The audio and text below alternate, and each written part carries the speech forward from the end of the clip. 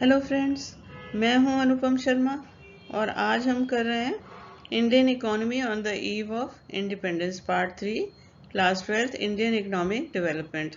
और इसमें हम डिस्कस करेंगे demographic profile during British period और after on the eve of occupational structure, infrastructure, some positive impact of British rule in India. अब हम कर रहे हैं demographic profile during British rule. तो demographic profile refers to socio economic information statistically including employment, education, income, death rate, birth rate etcetera. क्या होता है कि सेंसस होता है और उसमें सारी लोगों से जानकारियां ली जाती हैं, है ना। फैमिली मेम्बर्स कितने हैं, कितने पढ़ाई की है, क्या एजुकेशन है, कितने बच्चे हैं घर में, इस तरह से सारी इंफॉर्मेशन ली जाती है। तो इसको डेमोग्राफिक प्रोफाइल कहा जाता है। तो ब्रिटिश रूल में और जब हम स्वतंत्र हुए तब हमारा डेमोग्राफिक प्रोफाइल क्या था। तो कुछ पैरामीटर्स हैं, birth rate and death rate. Both for high, birth rate भी ज़्यादा था और उतना ही डेथ रेट था, है ना। डेथ रेट 40 पर 1000 एंड बर्थ रेट 48 पर 1000, दोनों ही बहुत ज़्यादा हैं। इन्फेंट मॉर्टेलिटी रेट 218 पर 1000, आजकल 47 है। लाइफ एक्सपेक्टेंसी 32 ईयर्स, यानी लोगों की जीवन प्रत्याशा जो थी वो 32 साल थी, बहुत कम थी। और आजकल कितनी है, 70 है। तो इन सब का कारण क्या था, क्यों इतने डेथ रेट थे, क्यों इन्फेंट मॉर्टेलिटी रेट थी, क्यों लाइफ एक्सपेक्टेंसी 32 ईयर्स थी? क्योंकि फ्रीक्वेंट फेमाइन, सूखा बहुत पड़ता था, इरिगेशन फैसिलिटीज़ थी नहीं, सिंचाई की व्यवस्था कोई है नहीं, पानी की व्यवस्था है नहीं, तो इसलिए सूखा पड़ जाता था। इसी वजह से भूख से ही लोग मर जाते थे। और रिकरेंट एपिडेमिक्स, महामारियां बहुत फैलती थी, हैजा हो गया जिसे कॉलरा कहते हैं, टीबी है, और भी बहुत, जो भी बीमारी हुई गांव के गांव खत्म। क्यों? कारण क्या था? कोई हेल्थ सर्विसेज नहीं थी गांव में, तो बिल्कुल ही नहीं थी, जबकि पूरा हिंदुस्तानी लगभग गांव में ही रहता था। शहरों में कुछ हो थोड़ा बहुत तो पता नहीं, तो बहुत कम था। तो इन्होंने, ब्रिटिश गवर्नमेंट ने हेल्थ सर्विसेज की तरफ ध्यान नहीं दिया। कोई हॉस्पिटल नहीं, कोई डिस्पेंसरी नहीं, कोई मेडिसिन की फैसिलिटी नहीं। तो इस तरह से जो है मेन कारण तो यही था कि हेल्थ सर्विसेज नहीं थी।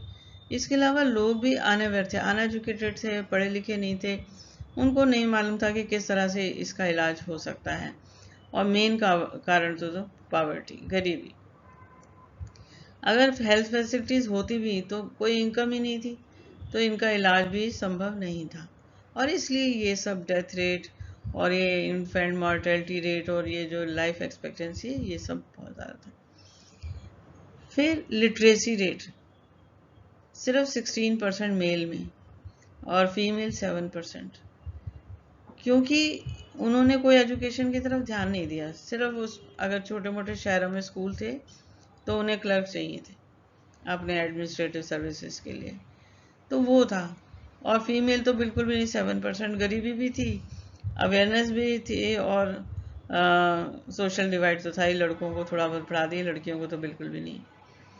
डेमोग्राफिक ट्रांजिशन, ये है क्या है, फर्स्ट सेंसस 1881 में हुआ, तो ये ध्यान रखना है, ये कभी 1 नंबर का क्वेश्चन आ जाता है। और 1921 ग्रेट पीरियड ऑफ डिवाइड था। मतलब क्या है कि 1881 से जो सेंसस हुआ, उसके बाद से लगातार पॉपुलेशन में अनसर्टेनिटी थी, कभी बढ़ गई कभी घट गई, इस तरह से फ्रीक्वेंट चेंजेस, कभी बढ़ गई कभी घट गई। लेकिन 1921 के बाद पॉपुलेशन लगातार बढ़ती रही, इसलिए इसे ईयर ऑफ ग्रेट डिवाइड कहते हैं। और 1951 तक तो मॉडरेट कह सकते हैं, लेकिन उसके बाद तो पॉपुलेशन एक्सप्लोजन, डेथ रेट कम हो गया और बर्थ रेट बहुत ज़्यादा हो गया। इस वजह से आज 130 करोड़ की जनसंख्या है। अब इसे this led to high maintenance of population. क्या होता है कि अब भारत आज़ाद हुआ है, लेकिन जो पॉपुलेशन है उसके रोटी कपड़ा और मकान का पहले इंतज़ाम करना है, तो इसलिए हाई मेंटेनेंस इसको कहते हैं। इसमें पैसा ज़्यादा लगेगा तो इन्वेस्टमेंट लो हो जाएगी, किस पे? ग्रोथ पर। तो पहले तो जीवन को ही देखना है ना, उसके बाद ग्रोथ को देखेंगे। तो इसलिए ये जो है मेंटेनेंस ऑफ पॉपुलेशन पे बहुत ज़्यादा पैसा खर्च होने की वजह से जो low investment on growth projects. Infrastructure on eve of independence. Infrastructure क्या था? मतलब क्या रोड्स हैं, रेलवेज हैं, ये सब है। Economic infrastructure like development of railways, ports, roads, transport, banking and energy, ये सब चीज़ों पे अंग्रेज़ों ने थोड़ा ध्यान दिया, रेलवेज को बढ़ाया। लेकिन उनका पर्पस यही था कि अपने जो प्रोडक्ट्स थे, मशीन मेड गुड्स थे, उनको पूरे भारत में फैलाना और उनका मार्केट बढ़ाना। पोर्ट्स भी इसलिए था कि वो स्यूज़ जो कैनाल थी वो खुल गई थी, तो उससे भारत का रास्ता पानी के ज़रिए आसान हो गया था, इसलिए पोर्ट्स को डेवलप किया। रोड्स को भी इसलिए डेवलप किया कि उनके प्रोडक्ट्स को पूरे हिंदुस्तान में डाला जाए, ट्रांसपोर्ट, बैंकिंग वगैरह छोटा मोटा, और एनर्जी, ये सब जो इन्होंने डेवलप किया सिर्फ अपनी इंडस्ट्री को बढ़ाने के लिए, या यूँ कहें कि अपने प्रोडक्ट्स को ऑल ओवर इंडिया में बेचने के लिए, मार्केटिंग के लिए। Social infrastructure like education and health, इस पे तो जो ब्रिटिश गवर्नमेंट थी उन्होंने कोई ध्यान नहीं दिया। एजुकेशन मैंने बताया भी पीछे कि बहुत कम एजुकेटेड थे, और हेल्थ पे तो बिल्कुल भी ध्यान नहीं था। तो इस तरह से ये दोनों इंफ्रास्ट्रक्चर जब हम आज़ाद हुए तब भी बहुत कम थी। तो ये ब्रिटिश गवर्नमेंट ने जो डेवलप किया, ये रेलवे, पोर्ट्स, पोस्ट टेलीग्राफ्स वगैरह, इसलिए कि उनका कम्युनिकेशन अच्छा हो, ताकि उनकी मार्केटिंग अच्छी हो। ऑक्यूपेशनल इंफ्रास्ट्रक्चर, तो ये क्या था? 3 सेक्टर हैं। प्राइमरी सेक्टर में आ जाता है agriculture, fishing, mining and fisheries.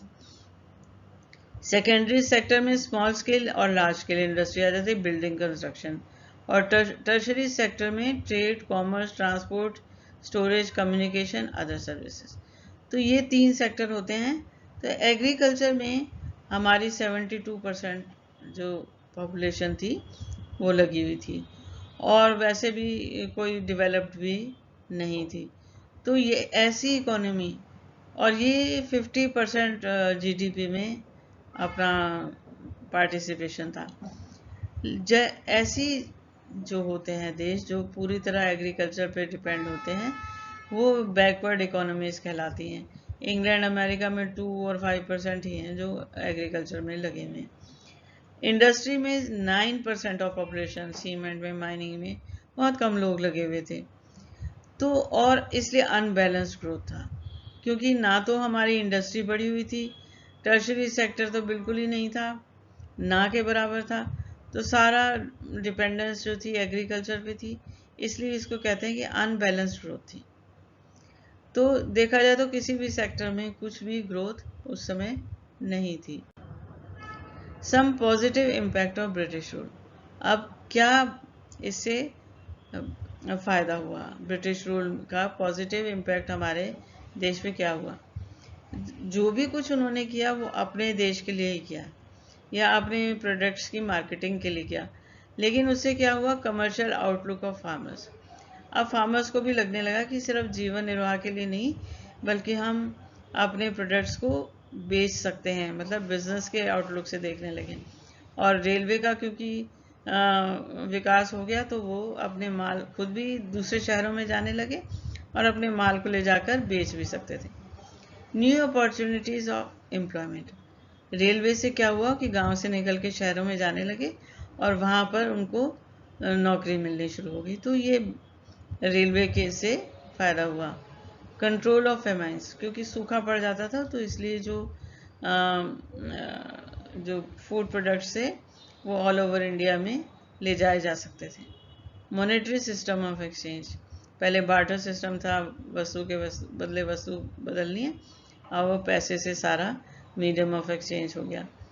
Efficient system of administration, ये हमारा हुआ कि जो इन्होंने एक लीगेसी दी, या अच्छा एडमिनिस्ट्रेशन कैसे करना है, तो हमारे पॉलिटिशियंस के लिए भी एक तरह से गाइड का काम किया। सो स्टूडेंट्स, अगर आपको ये मेरा वीडियो पसंद आया हो तो लाइक और शेयर करें, सब्सक्राइब करें और बेल आइकन का बटन ज़रूर दबाएं। Thank you.